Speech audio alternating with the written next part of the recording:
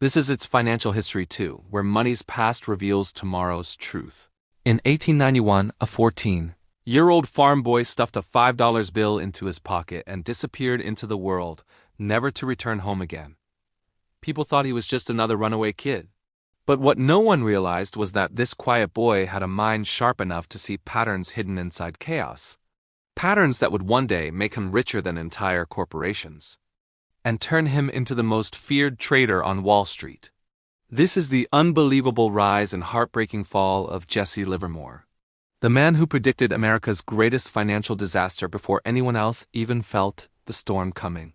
Welcome to Its Financial History 2. In 1891, a 14-year-old boy made a decision that would change financial history forever.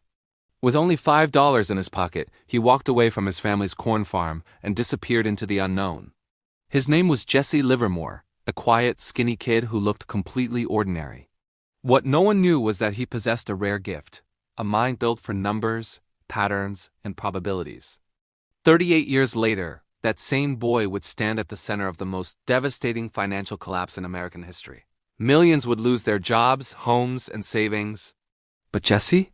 He would walk away with one of the largest fortunes ever made by a single trader. Before we get there, though, we need to understand where Jesse came from. From farm boy to runaway, the year was 1891. Most Americans lived and died on farms, doing back-breaking labor from sunrise to sunset. Jesse's father wanted the same future for him, but Jesse hated farm work. He wasn't built for it. His mother, Laura, was the only one who saw something different in her son. She noticed how Jesse could glance at a number and instantly understand it.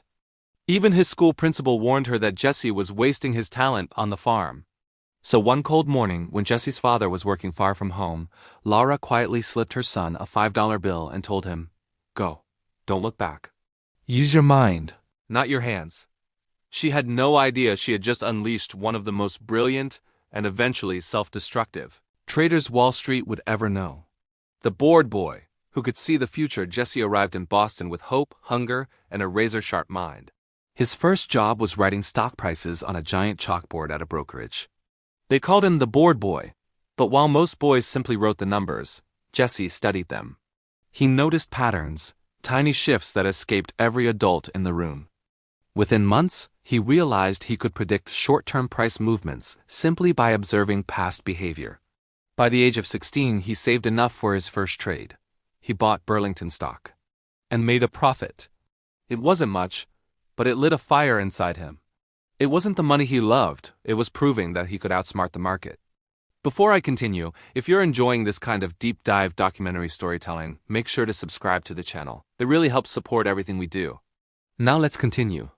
Booms, busts, and a dangerous addiction. The early 1900s transformed America. Factories grew, cities expanded, and World War I turned the U.S. into a global supplier of weapons, food, and credit. Money was everywhere. And Jesse? He was becoming a legend. Huge wins followed by massive losses. Fortunes made, fortunes vanished. Bankrupt one year, wealthy the next. He wasn't just a trader. He was an addict chasing the thrill of being right. In 1906, he predicted the San Francisco earthquake would shake markets. He made $250,000 in a day. 2 years later, it was gone. These cycles taught him one thing: the market is bigger than any man, even a genius. Love success. And the seeds of disaster. In 1917, Jesse met Dorothy Dootsie Went, a young Broadway dancer. They married in 1918, and Jesse bought her a massive estate called Evermore, a symbol of eternal love. But the truth was darker. Dootsie wanted a husband. Jesse wanted the market. He worked 18-hour days, built a global intelligence network of 60 analysts, and spent fortunes gathering information from London, Paris, and Berlin. His phone bill alone was the equivalent of $200,000 today. Dootsie was left raising their 2 children alone, while Jesse was out cheating with numerous mistresses. The marriage began to rot from the inside. America loses its mind, and Jesse sees the truth by the mid-1920s. America was partying its way through the roaring 20s. Cheap credit, new technology, radio, automobiles, and stock market fever consumed the nation. Everyone was trading stocks. Barbers, taxi drivers, shoeshine boys, even astrologers. But while the entire country was drunk on optimism, Jesse saw something terrifying. Stocks were no longer tied to reality. Rising interest rates in Europe, fraud scandals, and mathematical analysis all pointed to one thing: a collapse was coming. Quietly, silently, Jesse began building huge short positions, betting the market would fall. Black Tuesday. The day Jesse became a titan. October 29, 1929. Black Tuesday.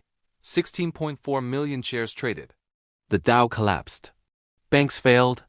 Fortunes evaporated in hours, but Jesse? His short positions exploded in value. He made $66 million in a single day, over $100 million from the crash. Adjusted for modern money, that's billions.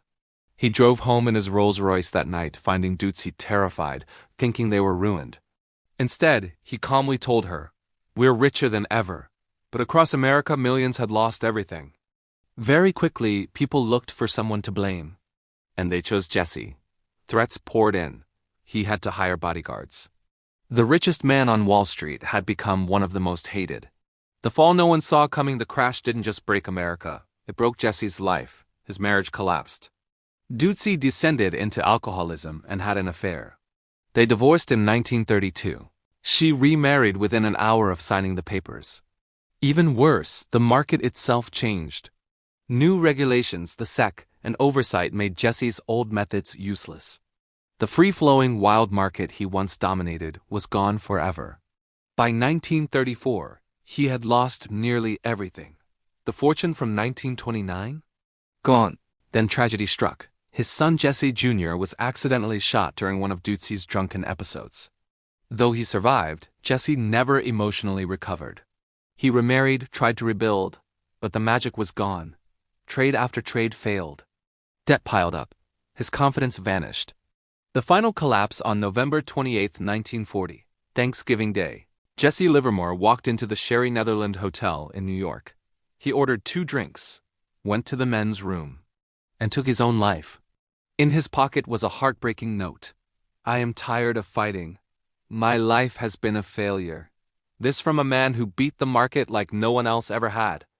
The legacy of Jesse Livermore. Jesse Livermore was a genius, but also a warning. He conquered Wall Street, but lost his marriage, his family, his peace, and eventually himself. His story reminds us, financial success means nothing if it destroys everything else. If you enjoyed this story, drop a cash emoji in the comments. And if you haven't already, hit that subscribe button and the notification bell. There are more deep dive financial documentaries waiting for you. Thanks for watching, and I'll see you in the next one.